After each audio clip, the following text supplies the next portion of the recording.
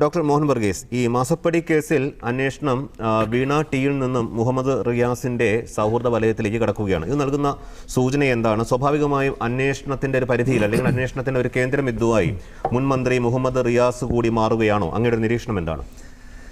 മുഹമ്മദ് റിയാസ് അന്വേഷണത്തിന് അതീതനൊന്നുമല്ലല്ലോ.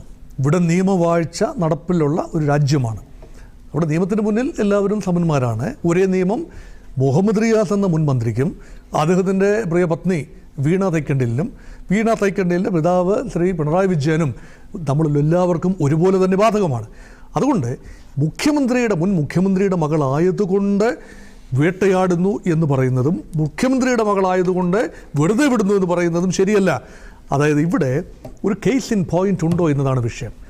2 മാസം മുൻപ് നടന്ന റെയ്ഡ്, അത് ശ്രീ പിണറായി വിജയൻ്റെ വസതിയിൽ, വീണ തൈക്കണ്ടിയുടെ വസതിയിൽ പലയിടത്തായി 12 ഇടത്തായി നടന്ന റെയ്ഡിൽ പിടിച്ചെടുത്ത ചില രേഖകൾ, ചില പുസ്തകങ്ങൾ, ചില കുറിപ്പുകൾ, ഇതെല്ലാം അടുത്ത ലെവൽ അന്വേഷണത്തിനുള്ള ഒരു ഫോർഡറാണ്. അതനുസരിച്ചാണ് വീണ തൈക്കണ്ടിലിനെ വിളിച്ച് വരുത്തി ചോദ്യം ചെയ്തത്. അതിൽ നിന്ന് ലഭിച്ച ഇൻഫർമേഷൻ അനുസരിച്ച് ED അടുത്ത തലത്തിലേക്ക് കടന്നു. ആ തലത്തിലേക്ക് കടന്നു എന്ന് പറയുമ്പോൾ ഈ 2,78,00,000 രൂപ, ഇതാണ് ഈ ഒരു വിവാദമായ ആ ഒരു സംഖ്യ. അത്രയും തുകയാണ് സേവനം ലഭിക്കാതെ, സേവനം ചെയ്യാതെ വീണ തൈക്കണ്ടിലിനെ എക്സലോജിക് എന്ന കമ്പനിക്ക് CMRL കൊടുത്തത് എന്നാണ് കണക്ക്. എങ്കിൽ ആ തുക, അത് ഡ്യൂട്ടി അടച്ചിട്ടുണ്ടോ GST അടച്ചിട്ടുണ്ടോ എന്നതല്ല വിഷയം. ആ തുക ഏതെല്ലാം അക്കൗണ്ടിലേക്കാണ് പോയത്, അത് കണ്ടുപിടിക്കാനുള്ള നിയമപരമായ ബാധ്യത അന്വേഷണ ഏജൻസികൾക്കുണ്ട്, EDക്കുണ്ട്, എല്ലാമുണ്ട്. അതനുസരിച്ച് അവരവരുടെ ചുമതല ചെയ്യുന്നു. അതനുസരിച്ചാണ് മുഹമ്മദ് റിയാസിൻ്റെ സുഹൃത്തുക്കളിലേക്ക് ആ തുക നീങ്ങിയിട്ടുണ്ട് എന്നൊരു സംശയം, ഒരു സൂചനയാണ്. അതിപ്പോൾ സ്ഥിരീകരിക്കാവുന്ന കാര്യമല്ല. EDയുടെ കൈവശമുള്ള ഫയലുകളുടെ രഹസ്യ സ്വഭാവം നമുക്കറിയില്ല. പക്ഷേ അങ്ങനെ ഉണ്ടെങ്കിൽ ശ്രീ മുഹമ്മദ് റിയാസിൻ്റെ ബാല്യകാല സുഹൃത്തുക്കൾ, ബിസിനസ് അസോസിയേറ്റ്സ് അല്ലെങ്കിൽ പരിചയക്കാർ, അവരിലേക്കെല്ലാം തന്നെ നീങ്ങിയാണ്. 9 ഇടങ്ങളിൽ റെയ്ഡ് നടന്നു. അതിൽ ഒരു ഇടത്ത് മാത്രം ഒരു രാഷ്ട്രീയ നേതാവിനെയാണ്, ഒരു CPMൻ്റെ ജില്ലാ സെക്രട്ടേറിയറ്റ് അംഗം, ആ വ്യക്തിയുടെ ഭവനത്തിലേക്കും റെയ്ഡുകൾ നീങ്ങുന്നു. അതേസമയം ഇവിടെ മുഹമ്മദ് റിയാസ് ഇന്ന് ക്യാമറ കണ്ണുകൾക്ക് മുന്നിൽ വന്നുകൊണ്ട് വിശദീകരിക്കുന്ന ഒരു കാര്യം, അതും ഇതിനെക്കുറിച്ച് അപ്പോൾ അവർ പറഞ്ഞ് രാഷ്ട്രീയമായി നേരിടും. എപ്പോഴും ഇങ്ങനൊരു വിഷയം വരുമ്പോൾ പറയുന്നതാണ്, ഞങ്ങൾ നിയമപരമായും രാഷ്ട്രീയമായും നേരിടും. സ്വാഭാവികമാണ്, നിയമപരമായി നേരിടണമല്ലോ.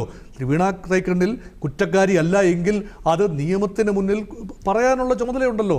വക്കീലിനെ വെച്ച് വാദിക്കാം, അത് കേസ് അവസാനം വരെ നടത്തിക്കൊണ്ടു പോകാം. ഇനി അതല്ല എങ്കിൽ രാഷ്ട്രീയമായി ഇതുപോലുള്ള വിഷയത്തെ രാഷ്ട്രീയമായി എതിരിടുക എന്ന് പറഞ്ഞാൽ അതിനർത്ഥം മുൻപ് തിരുവനന്തപുരത്ത് കണ്ടതുപോലെയുള്ള രംഗങ്ങൾ ആവർത്തിക്കുമെന്നാണോ? ശ്രീ പിണറായി വിജയൻ പാർട്ടിയുടെ സംസ്ഥാന സെക്രട്ടറി പോലും പറയുന്നത് ഇതൊരു രാഷ്ട്രീയ പകപോക്കലാണ്, രാഷ്ട്രീയമായി നേരിടുമെന്നാണ് തന്നെയാണ്.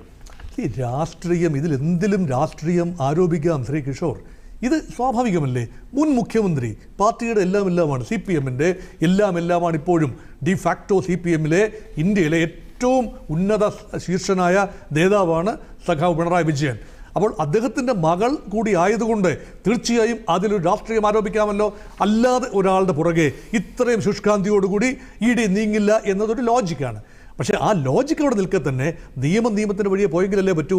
അതുകൊണ്ടാണ് പറഞ്ഞത് നിയമത്തിൻ്റെ വഴിയും രാഷ്ട്രീയത്തിൻ്റെ വഴിയും പോകട്ടെ എന്നതാകണം ഒരു നിലപാട്. അതല്ലാതെ ഇതിനെ രാഷ്ട്രീയമായി നേരിടുക എന്ന് പറഞ്ഞാൽ ഇതിനകത്ത് EDയെ രാഷ്ട്രീയമായി ദുരുപയോഗിക്കുന്നുണ്ടെങ്കിൽ അത് തുറന്നു കാട്ടാൻ CPMന് ഇവിടെ എല്ലാ അവകാശവുമുണ്ട്, യാതൊരു സംശയവുമില്ല. കേന്ദ്രം ഭരിക്കുന്ന കക്ഷിക്ക് എതിരായി നിൽക്കുന്ന കക്ഷിയുടെ നേതാക്കളെയോ അവരുടെ കുടുംബാംഗങ്ങളെയോ നിരന്തരം വേട്ടയാടുന്നുവെങ്കിൽ അത് ചൂണ്ടിക്കാണിക്കണം. അത് മാത്രമല്ല, കേന്ദ്രം ഭരിക്കുന്ന രാഷ്ട്രീയ കക്ഷിയുടെ ഇഷ്ടക്കാരെ വെറുതെ വിടുന്നുവെങ്കിലും ആരോപണ വിധേയരായവർക്ക് നേരെ റെയ്ഡുകൾ ഉൾപ്പെടെയുള്ളത് ഒഴിവാക്കുന്നുണ്ടെങ്കിൽ അതിൻ്റെ പിന്നിലെ രാഷ്ട്രീയവും തീർച്ചയായും പൊതുമണ്ഡലത്തിൽ വരേണ്ടതാണ്. അങ്ങനെയാണെങ്കിൽ മാത്രമേ ഇവിടെ നിയമവാഴ്ച ഉറപ്പുവരൂ എന്നാണ്. അതുകൊണ്ട് ആരും നിയമത്തിന് അതീതരല്ല. വീണ തൈക്കണ്ടിലും ഒരേ നിയമം ഒരുപോലെ ബാധകമാണ്. അത് മുഹമ്മദ് റിയാസിനും ബാധകം തന്നെയാണ്, അദ്ദേഹത്തിൻ്റെ സുഹൃത്തുക്കൾക്കും ബാധകമാണ്. ശരി.